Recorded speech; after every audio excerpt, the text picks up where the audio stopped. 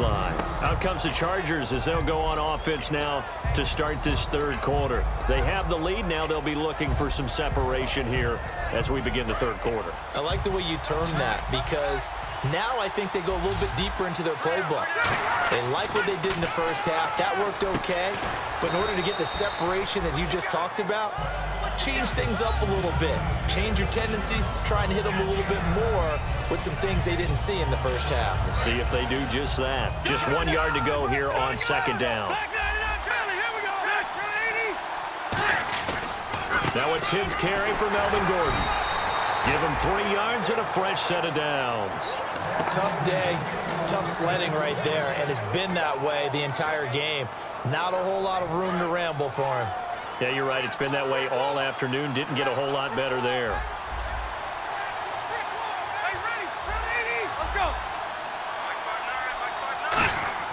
A first down throw here for Rivers. Wilson snags it left side.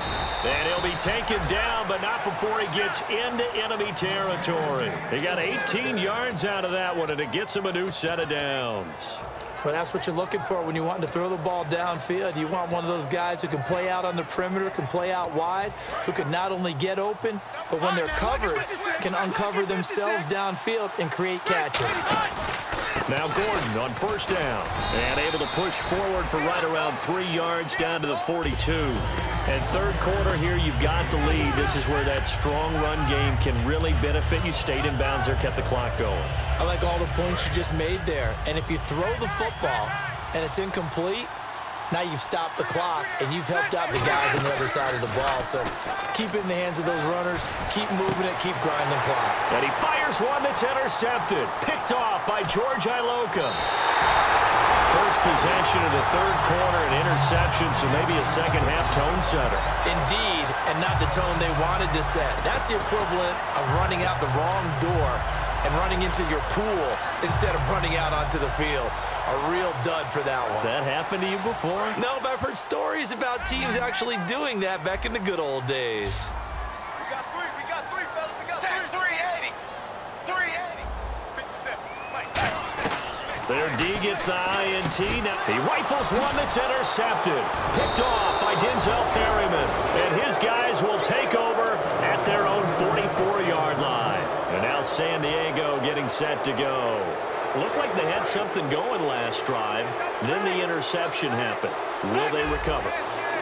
The memory they need to keep with them is that they did have something going. They were moving the ball on offense, had a nice sequence going. Don't worry about the other part. You can't get that back.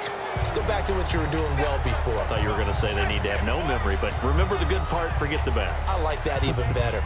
For me, that was an example of why offensive linemen might want rearview mirrors at times, because you have your assignments to block, but if you can see what's going on in the backfield and maybe the guy carrying the ball is headed in another direction, you might change what you do up front. But if they can't see that and he's not in sync with what they're doing up front, well, this is when you end up with plays like this. A bad one for the offense, a really good one for the defense. Second down, Rivers going deep here for Allen. And incomplete there. A nice hit. Jars the ball free and brings up third down.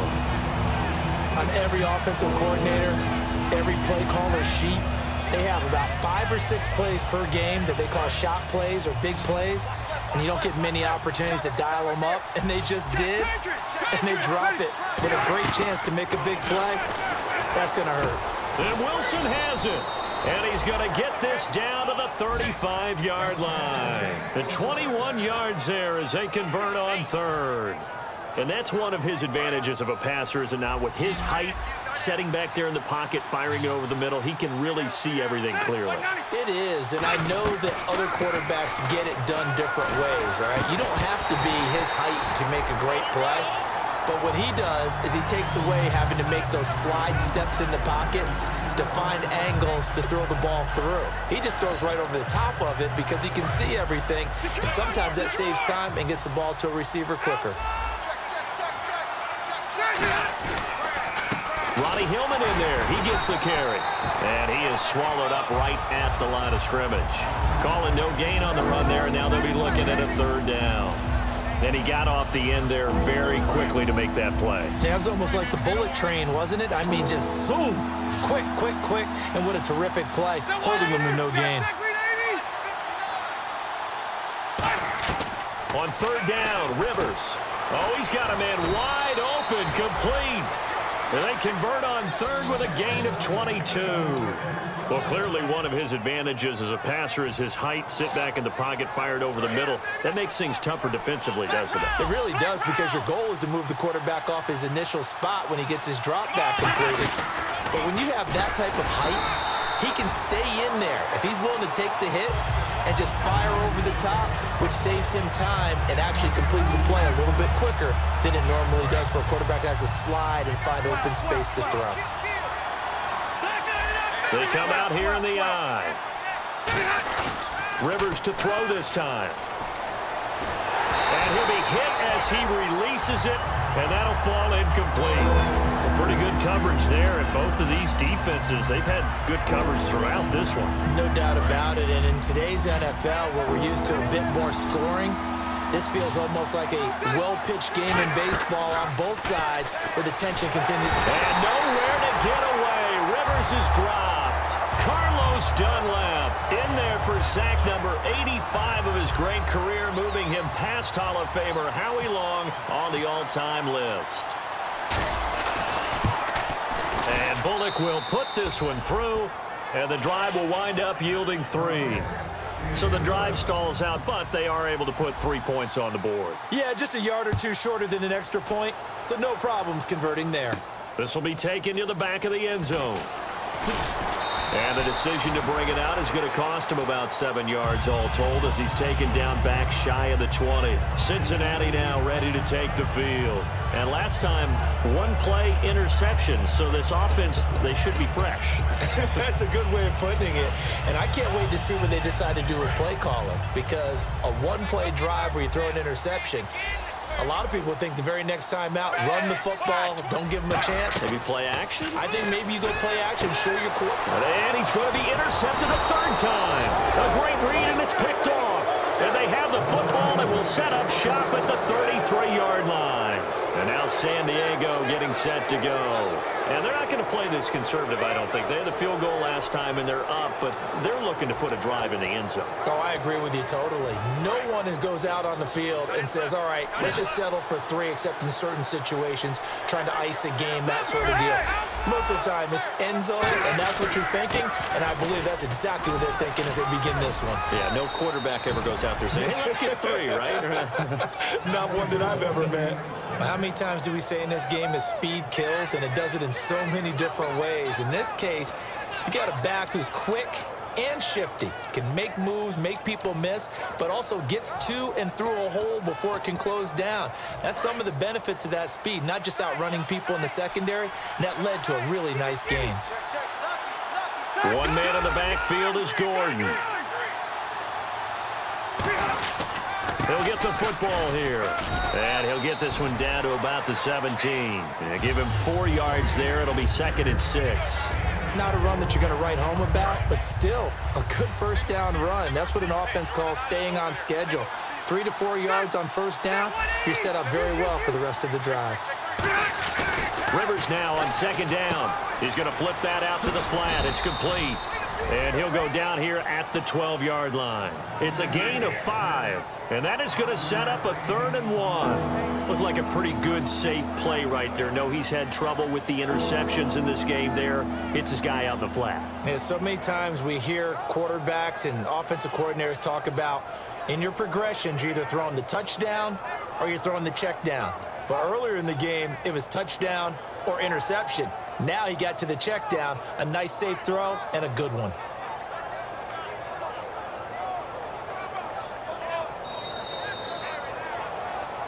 Back now in Cincinnati.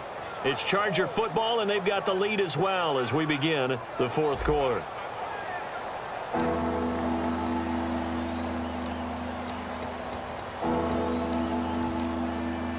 And they only need a little bit here. 3rd down and very short. They come up in an offset eye. Try to power it ahead with Watt. And he'll maybe get back to the line of scrimmage, but no more than that. A loss of a yard, and it brings up 4th. Well, good luck there as a ball carrier. You get handed that football, look up, oh, there's a big D tackle ready to swallow you whole for a loss. Yeah, you kind of count on your guys to give you at least a little bit of time, a little bit of space to try and maneuver, but not on that one. And when you have a defensive tackle who is that strong, that agile, he's a lot to deal with. Sometimes you have to double him, and sometimes you're not able to block him no matter who's trying. This fielded at the 2. Stiff-armed him. And he's up past the 20 to the 22-yard line.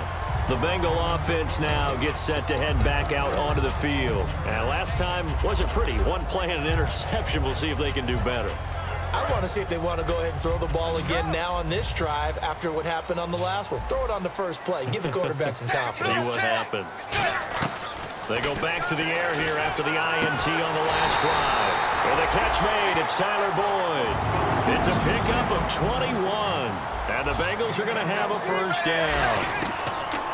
Dalton, 1st and 10. A strong running.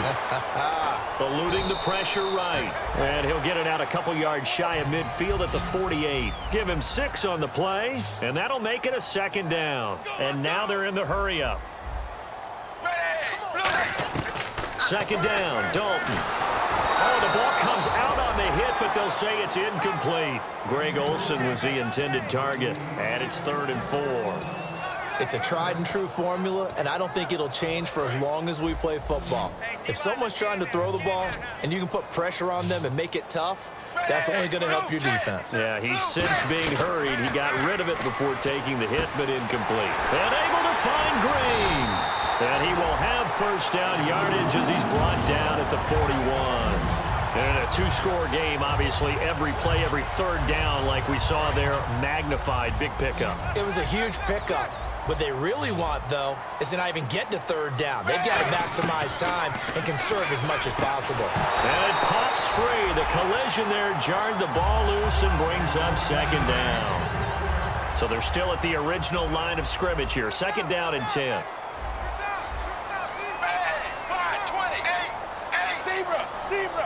They come out 5 wide, 3 of them to the right side. Passing again, Dalton on 2nd and 10. Flush to his right. They pick up 12 on the play there, and they move the chains. Possible run anticipation here as the D-line sandwiches together. They're going to hurry back to the line now. Man, defensively, that hurts. They got him out of his rhythm. They had him. Now he's hit, and Dalton lost the football. And nothing but green grass here, middle of the field. 20, 10, and he takes it back to the house. It's a fumble recovery and a Charger touchdown. The offense, they've had some sloppy moments, sloppy there again.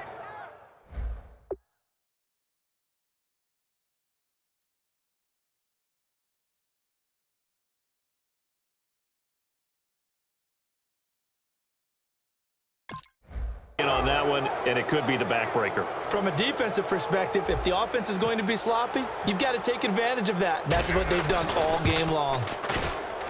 And the lead is up to 18 now.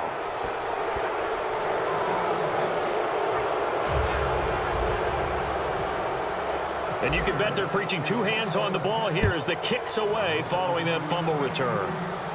This will be taken in at the 1. And he'll get it up past the 20 to the 22-yard line. Cincinnati now ready to take the field.